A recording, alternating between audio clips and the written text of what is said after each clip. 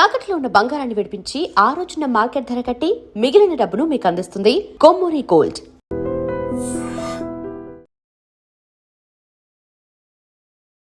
వాగర్థావివ సంపృక్తౌ వాగర్థ ప్రతిపత్తయే జగతః పితరౌ వందే పార్వతీ పరమేశ్వరౌ. ఆదిత్యాయ చ సోమాయ మంగళాయ బుధాయ చ గురుశుక్ర శనిభ్యశ్చ రాహవే కేతవే నమః. శృంగేరి జగద్గురు పీఠాధిపతులకి, కంచిపీఠాధిపతులకి నమస్కారములు తెలియచేసుకుంటూ కార్యక్రమాన్ని ప్రారంభిద్దాం. వీక్షించేటువంటి ఐ డ్రీమ్ ప్రేక్షకులకి ప్రధానంగా గమనించుకున్నట్లయితే, ఈ యొక్క కన్యా రాశిలో జన్మించినటువంటి వారికి 16వ తారీఖు నుంచి ఏప్రిల్ 30వ తారీఖు వరకు ఏ విధంగా ఉండబోతుందో క్లుప్తముగా తెలుసుకునే ప్రయత్నం చేద్దాం.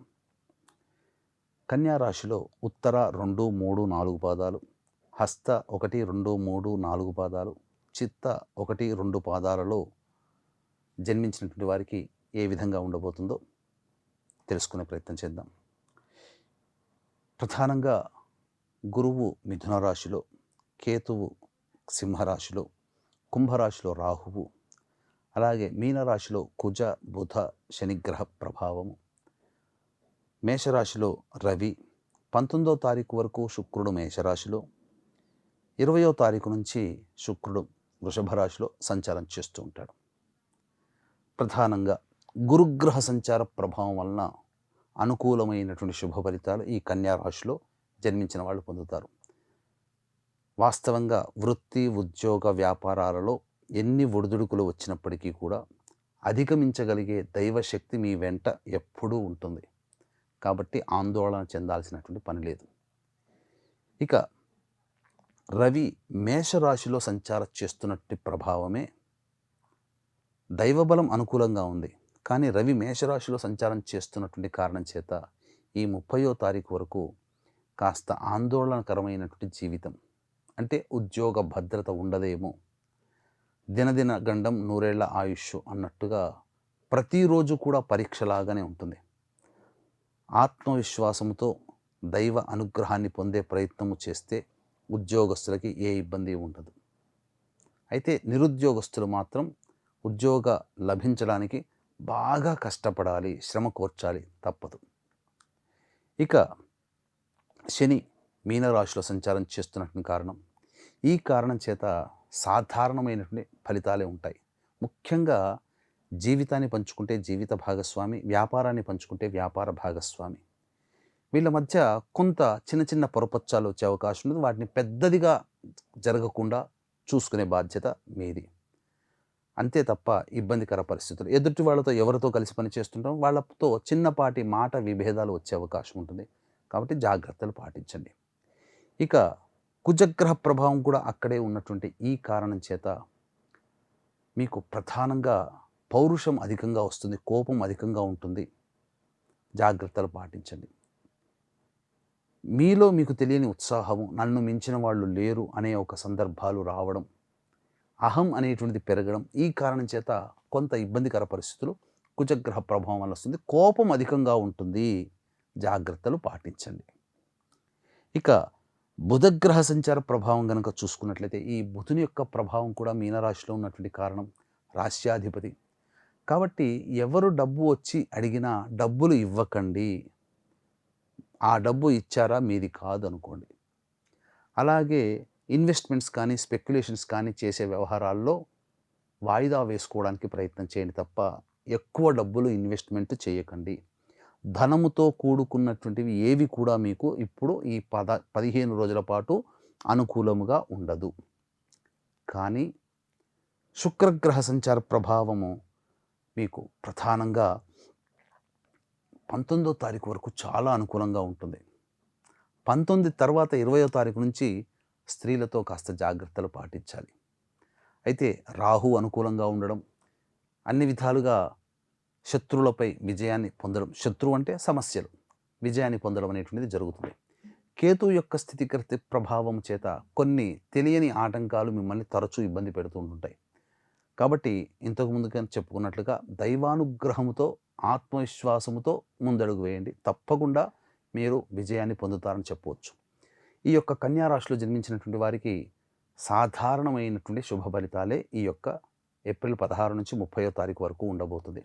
గ్రహాల స్థితిగతులు సంచారం అనుకూలంగా లేని కారణం చేత ఏప్రిల్ 20 అక్షయ తృతీయ చేసేటువంటి చిన్న పూజ దానము కోటి రెట్ల ఫలితాలను ఇస్తుంది. కాబట్టి ఈ యొక్క ఫలితం అందరికీ అందించాలని, నవగ్రహాల యొక్క అనుగ్రహం అందరికీ ఉండాలనే సదుద్దేశంతో మన పీఠం ఆధ్వర్యంలో నవగ్రహ పాశుపత హోమం, మృత్యుంజయ హోమం, రుద్రహోమం, సుదర్శన హోమం, లక్ష్మీ మూలమంత్ర సంపుటిత లక్ష్మీ సూక్త హోమాదులు జరిపించి శక్తిపాతము చేసినటువంటి కరుంగలిమాల ఉచితంగా మీకు కరుంగలిమాల ఇవ్వడం జరుగుతుంది. ఈ కార్యక్రమంలో పాల్గొనడానికి ఏప్రిల్ 19వ తారీఖు రాత్రి 9 గంటల లోపల మీరు నమోదు చేసుకోవచ్చు. అలాగే మే 1 వైశాఖ పౌర్ణమి స్వాతి నక్షత్రము, దీన్ని కూడా దృష్టిలో పెట్టుకొని మన పీఠం ఆధ్వర్యంలో జరిగే సర్వదోష నివారణ పూజల హోమాల్లో కూడా మీరు గోతనామాదులు నమోదు చేసుకోవచ్చు. ఇక గమనించుకున్నట్లయితే ప్రధానంగా 16వ తారీఖు నుంచి 30వ తారీఖు వరకు ఎలాంటి ఫలితాలు, మంచి చెడు, ఆదాయము, వ్యయము ఎలా ఉండబోతున్నాయో తెలుసుకునే ప్రయత్నం చేద్దాం. 16, 17 తేదీలలో ఇతరుల యొక్క సహాయ సహకారాలతో ఎన్ని ఇబ్బందులున్నా, కష్టములున్నా, ధనపరమైన సమస్యలు ఎన్ని ఉన్నా కన్యారాశిలో జన్మించినటువంటి వారు ఆర్థిక పరంగా బలంగా ఉంటారు. అవసరాలకి తగ్గట్టుగా, ఖర్చులకి తగ్గట్టుగా మీకు ధనము చేకూరుతుంది. కాస్త బయటపడతారు, ఆనందంగా ఉంటారు అని చెప్పవచ్చు కొంతవరకు.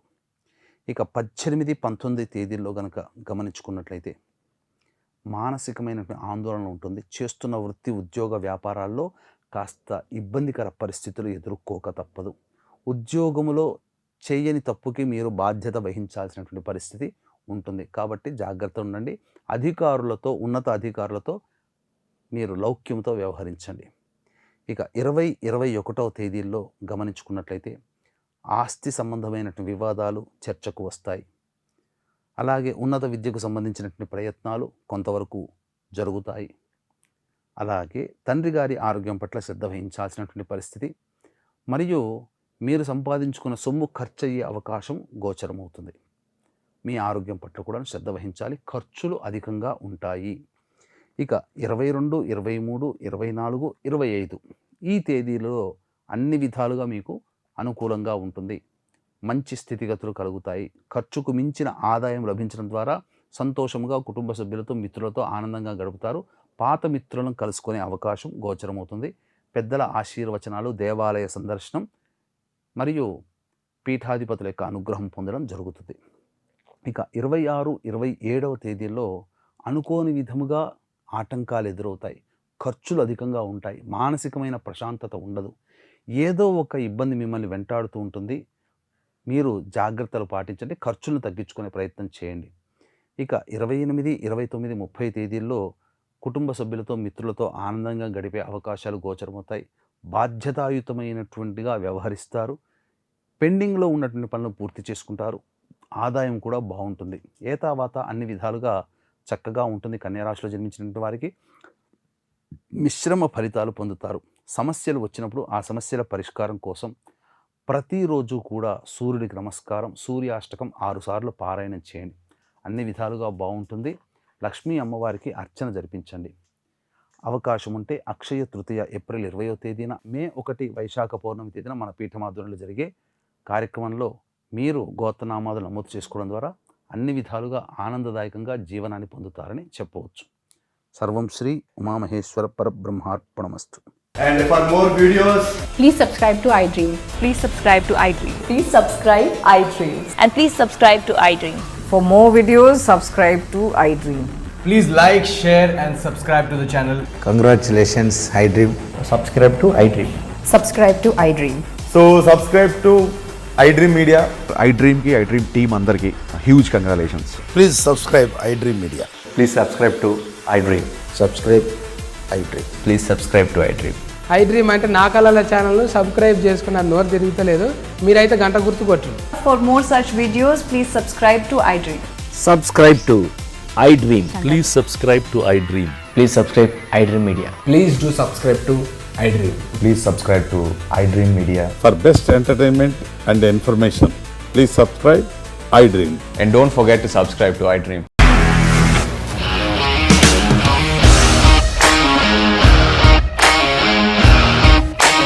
ఇండస్ట్రీలో కమిట్మెంట్ ఇష్యూస్ వస్తే నీకు కూడా వచ్చినట్టు మార్నింగ్ తీసుకెళ్ళాడంటే కొట్టి పడేశాడు.